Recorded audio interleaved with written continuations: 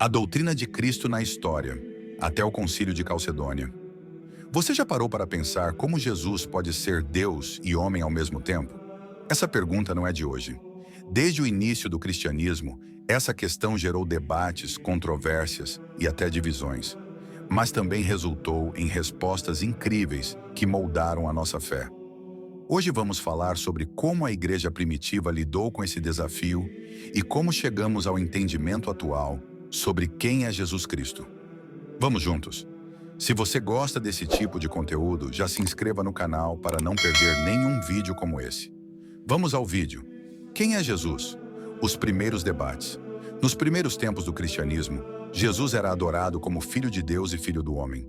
Ele era visto como alguém sem pecado, digno de culto e como o próprio Deus encarnado.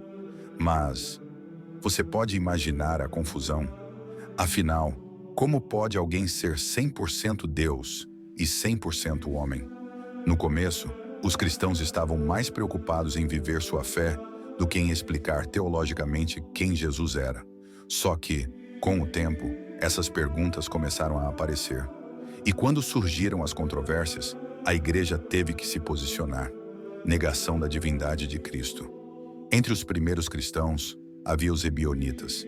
Eles eram bem influenciados pelo judaísmo e acreditavam que Jesus era só um homem especial, um profeta escolhido por Deus no seu batismo. Para eles, falar que Jesus era Deus ia contra o monoteísmo.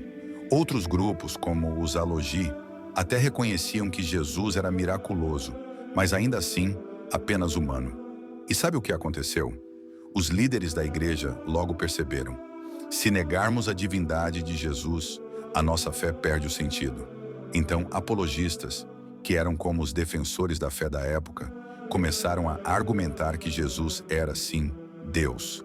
Eles usavam as Escrituras e a própria tradição para provar isso. Negação da humanidade de Cristo. Agora, o outro lado da moeda. Alguns grupos, como os gnósticos, achavam impossível que Deus assumisse um corpo humano. Para eles, a matéria, o que é físico, era má. Então, Deus nunca poderia se sujar com isso.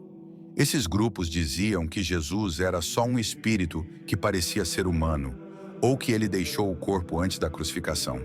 Outros, como os monarquistas modalistas, acreditavam que Jesus era a manifestação de Deus, mas não um homem real. Então, de um lado, tínhamos quem negava a divindade de Jesus, e do outro quem negava sua humanidade. E a igreja precisava equilibrar essas visões. Cristo, Deus e homem. Foi aqui que grandes pensadores como Tertuliano e Orígenes entraram em cena. Eles defenderam que Jesus era tanto Deus quanto homem, mas cometeram alguns deslizes, dizendo que Jesus era subordinado ao Pai. Isso deu espaço para o arianismo. Ário, um líder desse movimento, dizia que Jesus não era Deus de verdade, mas apenas a primeira e maior criatura criada por Deus. Foi aí que Atanásio, um verdadeiro gigante da fé, se levantou e disse: não, Jesus é consubstancial com o Pai, ou seja, ele é da mesma essência divina. Esse entendimento foi confirmado no Concílio de Nicéia, em 325, que afirmou oficialmente: Jesus é plenamente Deus. Uma pessoa, duas naturezas. Depois de Nicéia, surgiu outra pergunta: como as duas naturezas de Cristo, a divina e a humana, coexistem? Apolinário, por exemplo, tentou responder dizendo que o Logos, a essência divina, substituía o espírito humano de Jesus. Isso resolvia a questão da divindade, mas comprometia a humanidade plena de Cristo. Por outro lado, Nestório e a escola de Antioquia exageravam ao separar as naturezas de Cristo, quase como se ele fosse duas pessoas, uma divina e outra humana. O Concílio de Calcedônia, em 451, trouxe a resposta definitiva. Ele afirmou que Jesus é uma pessoa com duas naturezas, divina e humana. Essas naturezas não se misturam, não se dividem, não mudam e não se separam. Um equilíbrio perfeito. Cristo, nosso Salvador perfeito.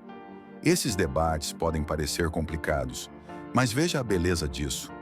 Cada questão resolvida mostrou que Jesus é exatamente quem ele disse ser. Deus que se fez homem para nos salvar, Ele é 100% Deus para vencer o pecado e 100% homem para nos representar. A partir do Concílio de Calcedônia, a Igreja consolidou esse entendimento. E é por isso que hoje podemos confessar com confiança: Jesus Cristo, verdadeiro Deus e verdadeiro homem.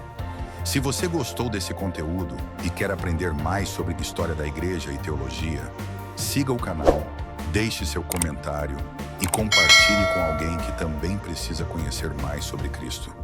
Até o próximo vídeo.